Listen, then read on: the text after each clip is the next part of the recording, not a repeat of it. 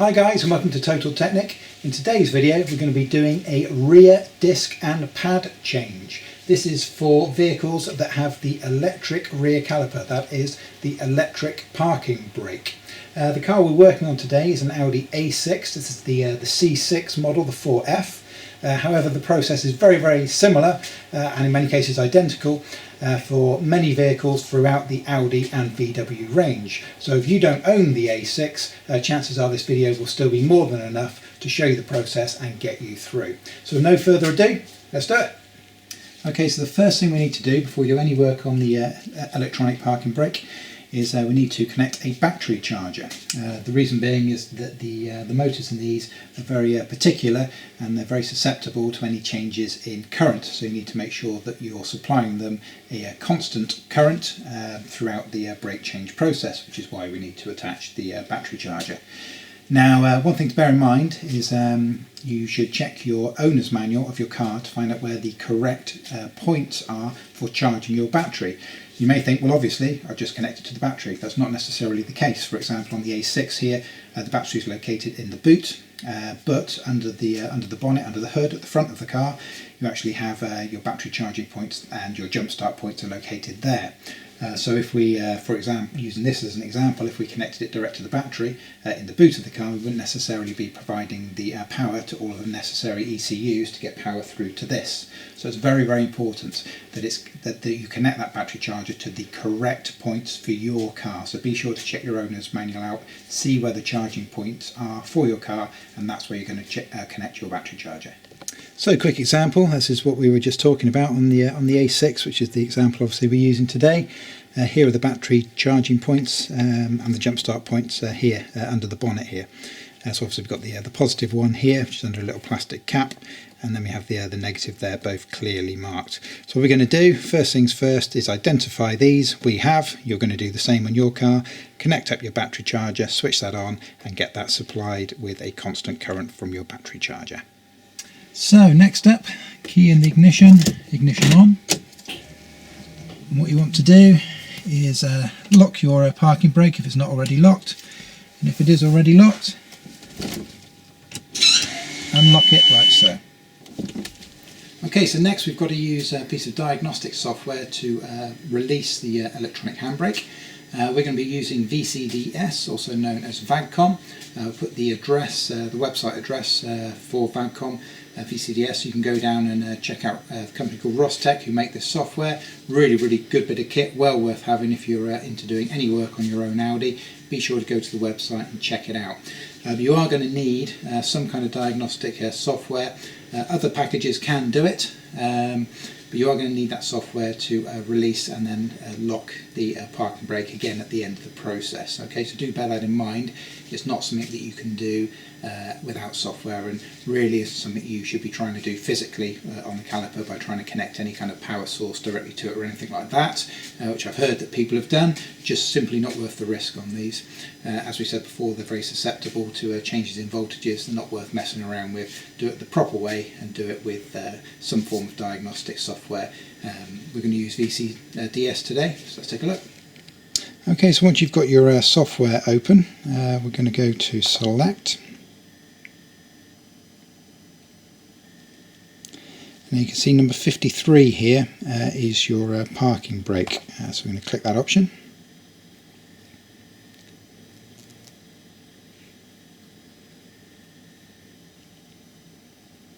And here's your first screen. Now, one thing to point out is up in the top corner here. You can see it says which protocol that the car has.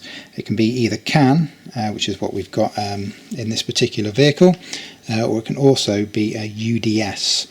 The process is a tiny little bit different using the software, but what I'll do is I'll give you a couple of notes as to what you'll see using UDS if it's any different to CAN.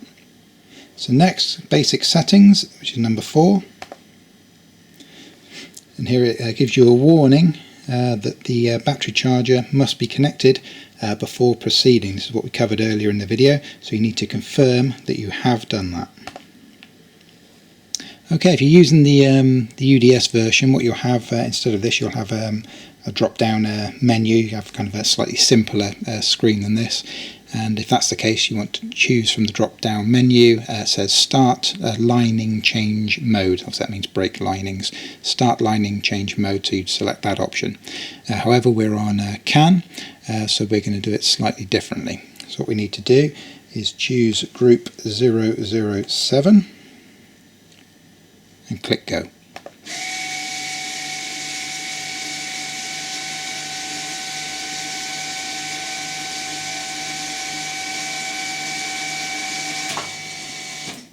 And you'll see, you might have to watch it back, it says basic settings, it said off to begin with, and now it says on. So that's perfect. Now what you need to do, again this is down to currents through the various ECUs, you're going to wait at least 30 seconds before we leave this screen. Very, very important step, don't miss that, at least 30 seconds. Okay, so once you've let 30 seconds or more go, you can actually exit the software and just go back to the main screen. Okay, so now I'm going to switch the ignition off. Before we do that, if you look at the handbrake now, you can see that it's flashing on and off there. That's to tell you that it's that the mode is engaged. And likewise, you can probably see on the dashboard there, just over on this side, we've got the parking brake flashing on and off as well. So we know we're in the correct mode. So ignition off, key out. Okay, so now we've disengaged the electric mechanism. This will allow the calipers to be pushed back manually, just as though they were front calipers.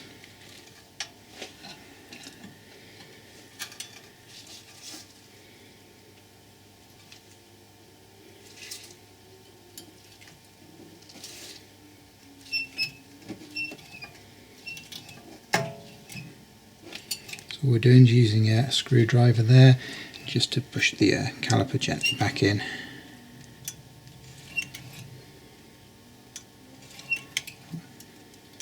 Like I say, so we've got more than enough space to remove the caliper there.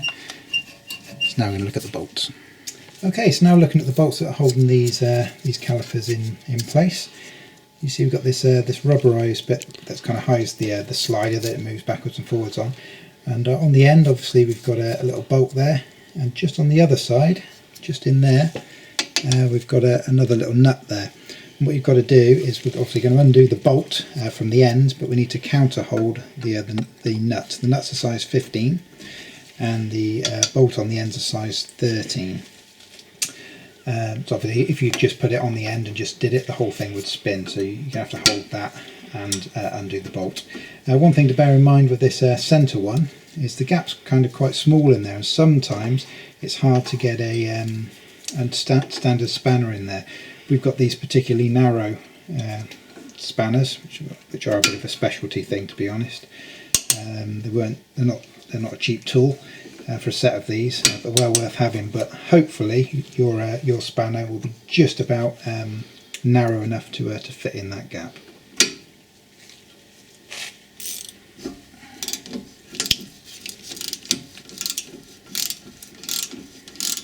These are a little bit tighter than is ideal.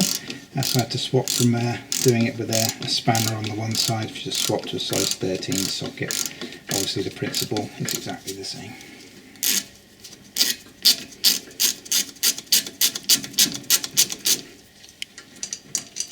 And that's what the bolt looks like there.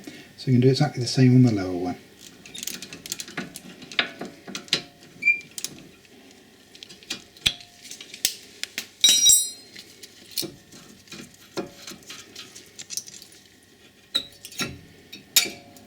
Just be careful when you remove this second nut. So obviously there's not going to be a lot holding these on, so I'm just going to put that in just a second. Also change my kind of angle, and I'll show you what to do, so we don't want to let this drop. Okay, so now we're at a point where we're ready to remove the caliper. A couple of things to bear in mind. What you don't want to do is leave the caliper hanging. Obviously we've got the brake line coming off the back of the caliper here, and we've also got the electrical connection connected onto the motor for the electronic parking brake just there as well.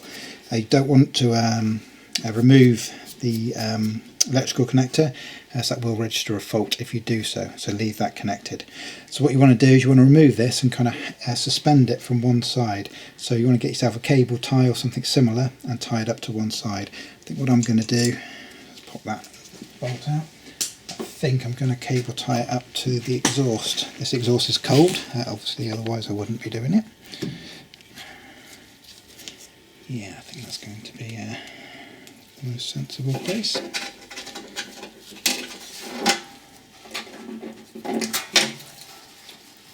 Because what you don't want to do is just leave it hanging in mid-air, taking all the tension on those two lines.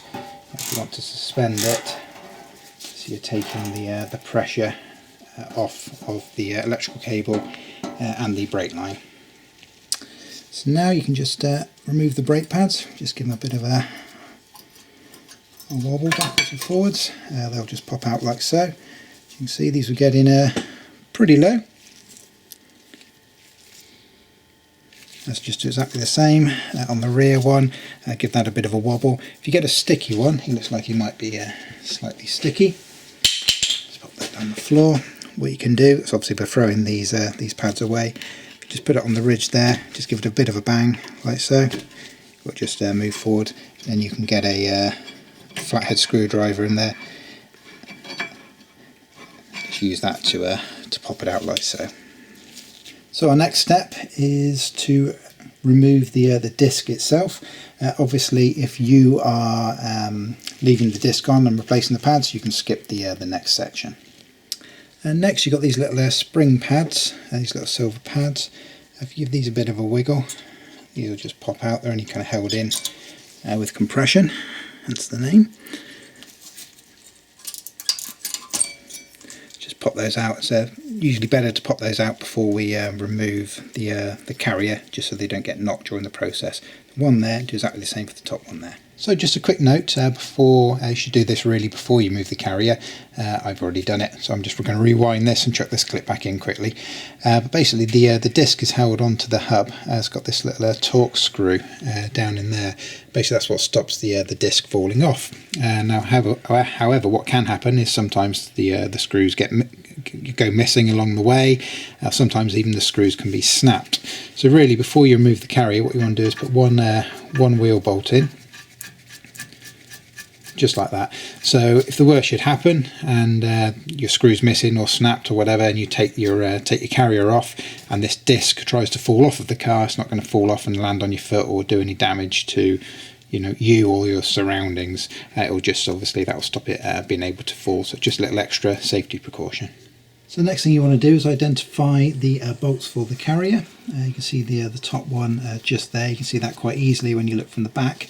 However, you can't see the bottom one, so it's hidden in behind this. But if you come round to the top and looking over the top, okay, so looking in from the top, this is that top nut that we just showed you, that you can see very clearly from the back. If you look down the bottom, there's the second one hidden down at the bottom just there. Okay, so you'll get to a point of undoing that one where you've only just got enough room to release the socket because of the upright here. And hopefully come that stage it's undone enough so it's not too tight, so that you can get a ratchet spanner on there and just finish it off with the ratchet spanner.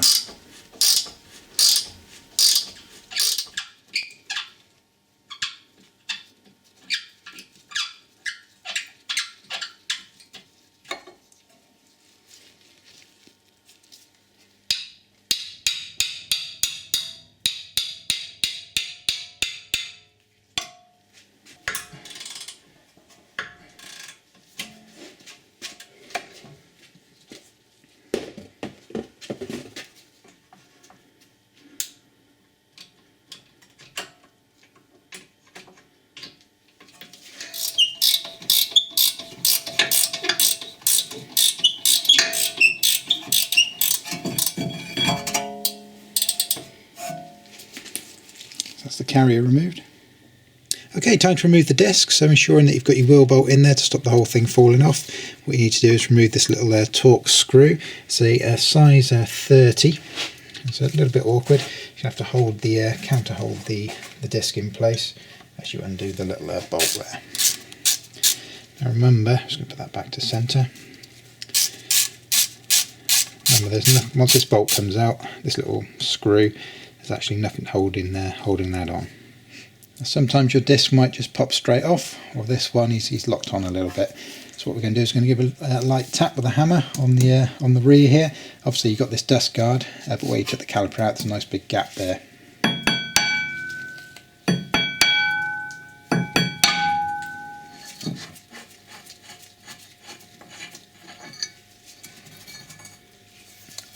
So that's your old disc removed. Okay, so next to your brand new discs.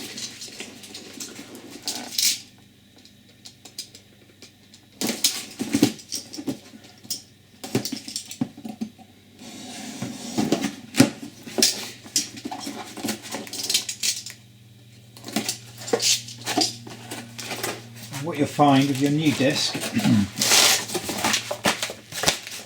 it looks something like this. It'll come in one of these kind of vacuum sealed bags, and within there, you can probably just make it out, that what they do is they put like a light coat of grease all over the disc. Basically what that does, it stops it rusting in the packaging, so you don't open this packaging and find an oxidised disc with minor rust on it. It's nice and shiny and bright from the packet. However, that's no good for fitting onto the car, because brake pads actually they kind of soak up material, so if you've got a grease on there, it's possible that it could soak that grease up. So what we need to do is clean these properly with a brake cleaner.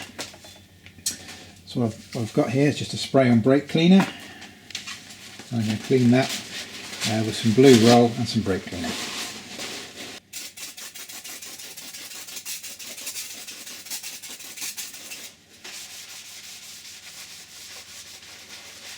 And just give this kind of 2 or 3 goes over with brake cleaner. What you want to do is get rid of all of that grease off of the surface. And obviously once you've done this, we're going to flip it over. We're going to flip the cardboard over as well. Once you're happy that you've done the one side, flip it over, and you can probably see the grease there shining in the light. And what we're going to do is clean up that side exactly the same as we did on the first side. Okay, now before we mount the disc, which we've just cleaned, we're going to take our brake cleaner again and just clean off the front of the wheel bearing here, or the hub, whichever you want to refer to it as. And when you spray this stuff, don't be getting it in your eyes.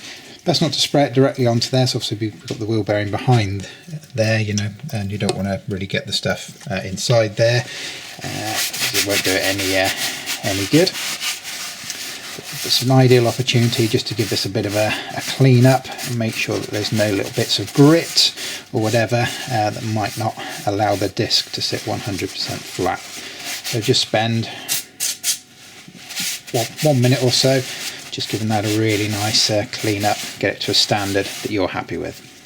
So now we're ready to fit the brand new disc. So what I'm going to do is locate the hole through which the little screw fits, and I've got that there ready to fit as well, and also locate where that needs to be screwed in. So what I'm going to do is offer that up, get that lined up like so.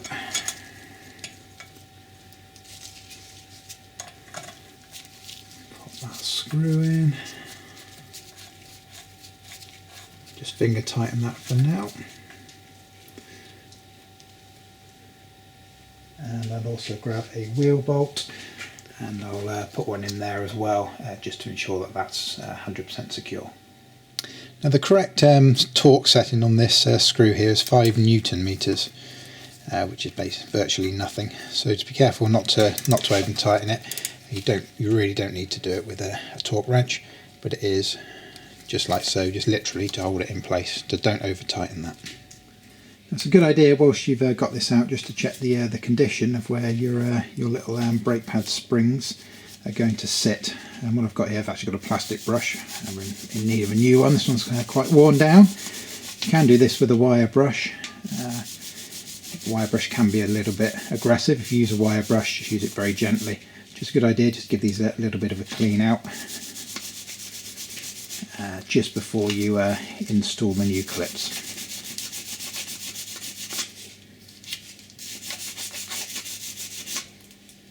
Okay, so we're going to refit the carrier back to the car. Now it's recommended in most instances in the Audi workshop manual, and most certainly on the Audi A6 C6 platform we're working on today, that these carrier bolts are replaced each and every time it's removed from the vehicle. So we've already got the replacements here. They're not cheap, they're about £2.50, £3, well, about $4 for each one. So they're not the cheapest things in the world. However, to do the job properly, as per the Audi workshop manual, these should be replaced. So make sure that you've budgeted for these in advance. Make sure you've got these in advance as well. Okay, so we're going to put the carrier back into place. I'm just going to finger tighten the bolts to begin with, and then we'll start the process. To torque these up to factory spec, the bottom and the top are actually slightly different. The bottom one is 115, that's 115 Newton meters, and the top one is 140, that's 140 Newton meters. The reason for that could be down to the access actually, so it's a lot harder to access the bottom ones with a larger torque wrench. That might well be the difference, but that's the actual Audi factory spec, 115 bottom, 140 top. And what you want to do is just tighten these up until you can just see the tips of the thread. Once you can see the tip of the thread coming through the back, just rewind it a little bit so it's not sticking proud, and then once you're in that position we'll slide this in and then actually screw this in to hold this into place. So like I say, get both of these screwed in so you can just see it, and then just rewind it a little bit so it's flush. Okay, and when you've come all the way through, hopefully you see the stuff that I'm just pushing out there. So they should slide through. There we go, perfect. So you may have to screw them in like I did to get them started, and that will get rid of any rubbish that's in there. So push those through so you can see it, and then just pull it back in so you're ready to screw it into place.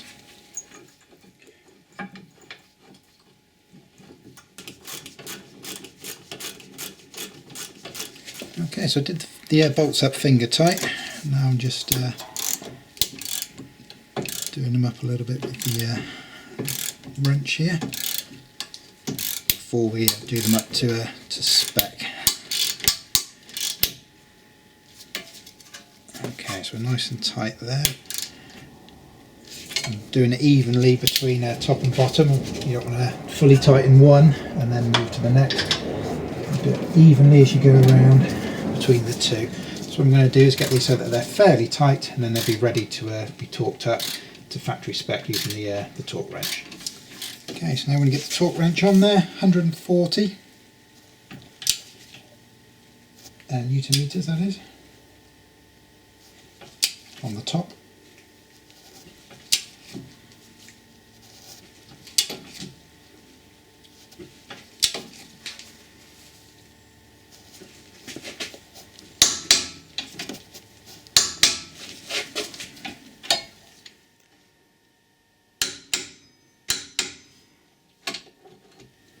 Okay, next, very important, with the brake pads, as you can see we're fitting non-genuine pads today, but you want to ensure that when you buy the pads, most of them do, even the kind of more budget orientated ones like these, you want to make sure that they come with 4 new caliper bolts, as you can see there. Very, very important, because these are meant to be renewed again every time the caliper is removed.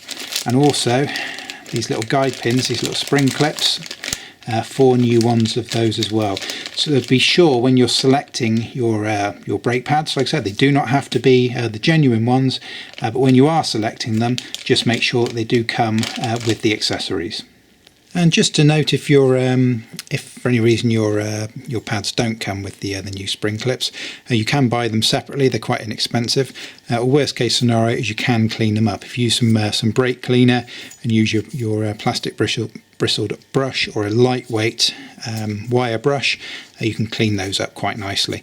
And really it's only the bit that the pad sits in that needs to be cleaned up.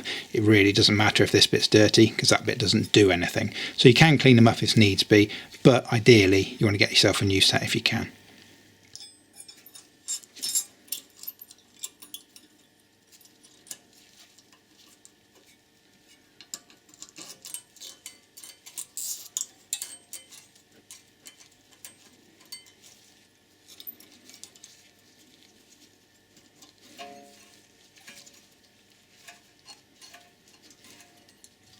Next thing you want to do is get yourself some brake grease. Again, doesn't have to be this brand. There's literally hundreds of brands out there.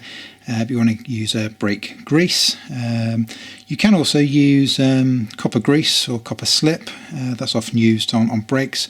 It's becoming a slightly outmoded product to use on brakes. There's quite a lot of negativity towards that product on the various forums, as you'll probably read for yourself. But it's still okay, it still does the job, to be perfectly honest, especially on older vehicles where it's not quite so important. But if you want to do some investigation, get on Google and bore yourself for hours on end. There's lots of posts on that. What we're going to use today is a little bit of proper brake grease. This is obviously a product that's formulated especially for brakes, and we're going to use this to lubricate the various components. Okay, what I like to do is put a little bit on the inside of these sliders, just where the brake's going to, the pad's going to slide backwards and forwards. When you're doing this, be careful not to rub it on the disc itself. So just a light coating like so there, and we'll do the same up in the top one there as well. Now again, on the actual pads themselves, the bit that actually slides backwards and forwards is just this little just a little tab here. So it's a good idea just to put a little bit of the brake grease just around the edges where it's going to be sliding in that spring clip as well. Now the other point that you can add grease to, and this is where kind of the copper grease I mentioned before was kind of most often used, is on the backing plate. Obviously not on the face of the pads, on the backing plate here. Now when we put this on, I'll put some on these. You don't always have to, because they put this special kind of backing on, which kind of prevents it from sticking. But you know, for example, the one that's going to be on the back is going to be the piston that's pressing in the centre of the pad. So if you put some kind of in the centre of the pad, like I said, it's probably not really necessary on these pads because these do have the backing on them. So that's where the piston will touch on that one. Okay, so this is the one that's got the circle on it. If you're greasing them up as we have.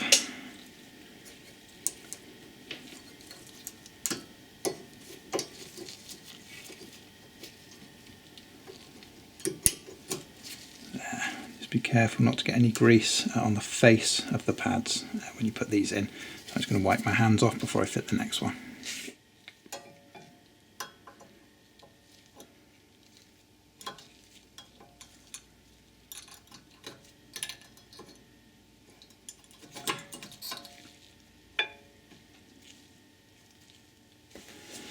So next we want to go over to the caliper. We need to rewind the caliper just to make sure we've got maximum space for the brake pads to fit. Remember the caliper will go straight back now.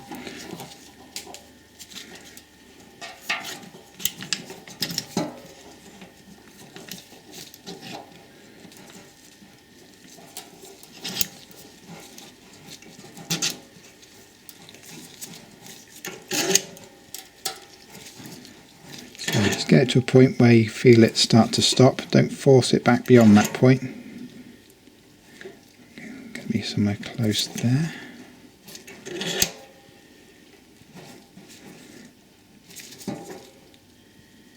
Yeah, that's tightened up there.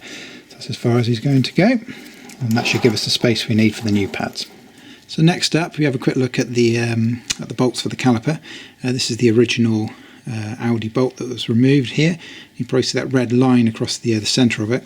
It's because it's what Audi call a self-locking bolt. And basically, it's got a locking product on it. It's actually dried and not wet when it goes on. But your new bolts, don't have any product on them whatsoever, as you can see there. So what we're going to do is just grab a little bit of a nut lock, and again you can see how much they put on. It's just a little tiny little bit there. All this does is it helps prevent the this screw from ever rattling its way loose. I mean, these are cranked up to I think it's 45 Newton meters. I'll confirm that in a minute. But I mean that's pretty tight, and the likelihood of that in reality ever rattling itself off is slim to none. But as an extra safety precaution, I'm just going to put a little dab like so. That's plenty.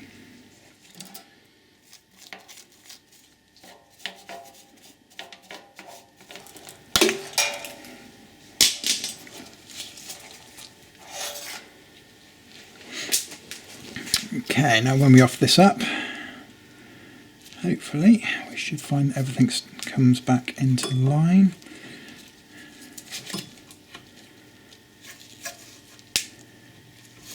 There it is, like so. And then what we're going to do, just to hold this in place, just going to get our first nut through there. Just get that started.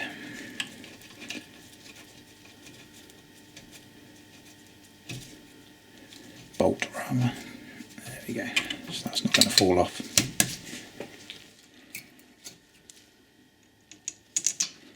So a reminder on these, you've got to counter hold them with the size 15.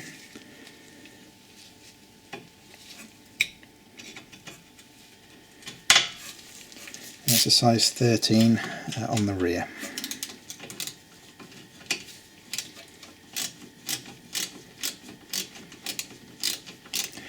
I'm going to do this up until it's touch tight, and I'll do the bottom one up so it's touch tight. Come back to this one, do it up a little bit so it's reasonably tight, and then repeat the same on the bottom, get them so they're nice and tight, and then we'll get the torque wrench on them. What you don't want to do is fully tighten one and then move to the bottom and try and do that. You want to kind of ensure that they seat properly. Okay, so I've got the torque wrench, and it's actually 35 Newton meters these need to be torqued up to.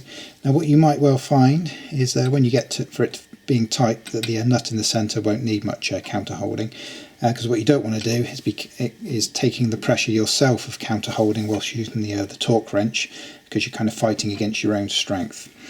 So if it does spin, what you want to do is let this turn until it hits something solid, which might be, for example, that there, or it will go down and lock itself in there.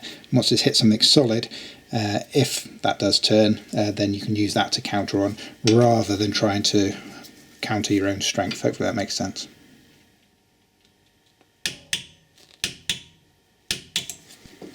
You can see as I'm turning this, there's no movement in that centre nut now that it's tight, so you don't have to counter hold, which is good. 35 Newton meters. There we go guys, as you can see that is your pads and disc replaced on the one side. So obviously what you want to do now is go around to the other side of the car and repeat exactly the same process, and then once both have changed, what we're going to do is go back to VCDS and we're going to do the parking brake reset. Okay, so we've replaced the discs and the pads on both sides of the vehicle. Now before we reset the electronic parking brake, what we want to do is get in the car and press the brake pedal down, and this will feed the fluid back into the calipers, and you want to keep doing that until the brake pedal becomes firm again. Now one very important thing to point out when you do that, when you're pumping that brake pedal, the brake pedal when you first get into the car will it'll go down to the floor, and that's exactly what you want to avoid, because there's no pressure in the system. You've got to pump it a few times to build the pressure back up, and then it'll be nice and hard again. But if you push your brake pedal straight down to the floor, you can actually cause damage inside the brake master cylinder, because the pistons are pushing kind of further than they normally would, if that makes any sense, and you can get a kind of a build up of kind of scum in there, and you can actually do quite a lot of damage by pushing that further than it should, or it normally would, if that makes any sense. So what you want to do, rather than get in the car and pump it all the way to the floor, all the way to the floor until it starts to harden up.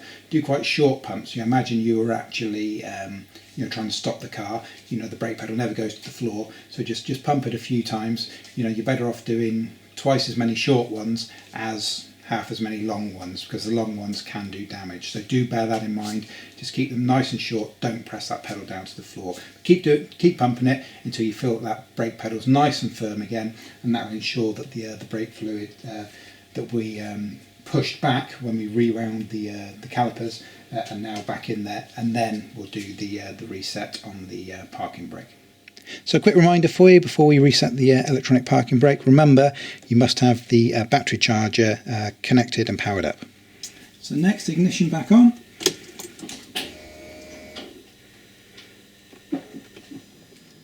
So now we go back to your VCDS and click select.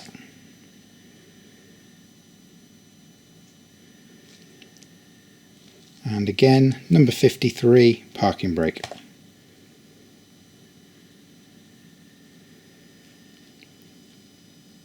Next, we click basic settings 04. You get that reminder again that you must have your battery charger connected, which we have. Click OK.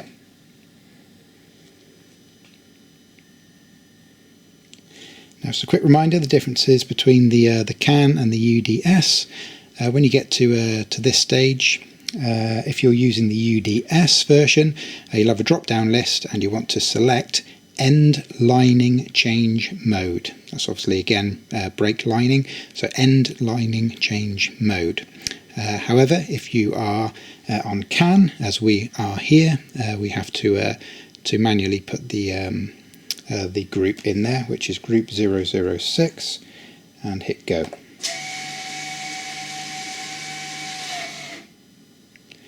Basic settings. We'll have switched from off to on again. And again, as before, you must wait at least 30 seconds before we leave this screen. So we're going to sit here for 30 seconds. Obviously you don't have to watch us do that, but wait at least 30 seconds before you exit this screen. So we've ensured that at least 30 seconds has passed, and so now we'll click the done go back option at the bottom, and then on this next screen click fault codes 02 just to scan. This will scan only the parking brake, nothing else, and just verify. It says no fault code found. Just verify that you've got no fault codes in there. So assuming that you're happy with that, we can exit the software. There we go. So next up, engage the parking brake and release it again. And that should reset the system, so we'll just double check that.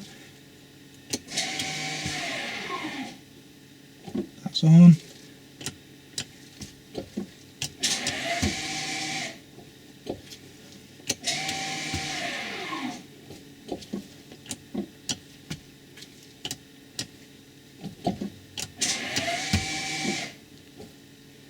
Yep, so it all appears to be working correctly. Perfect. Okay, so now we've tested the operation of the parking brake. All seems to be working well. What we can do, ignition off, and we can remove our Vag Com cable, VCDS, and you can put your laptop away as we finish with that for the time being. So now you can get rid of your battery charger. Okay guys, that's the process complete. That's how to change your brakes and your pads on your Audi or VW with the electronic parking brake. Now just one thing to point out with regards to safety. Obviously once you've got your wheels back on and you're ready to go, don't just hop in the car and go shooting down the road at 60 miles an hour. You actually want to check that your brakes are functioning correctly. To do that, I recommend going between drive and reverse. Just on your kind of driveway, just driving around at your local streets at low speeds, just to ensure that you're 100% happy that these brakes are actually working correctly before you then get onto the open highway and start going at full speed. So it's a very, very important thing to remember. We hope you've enjoyed this video. We hope you found it helpful. Please remember to subscribe to our YouTube channel and check out our website, totaltechnik.com, and we'll see you on the next video.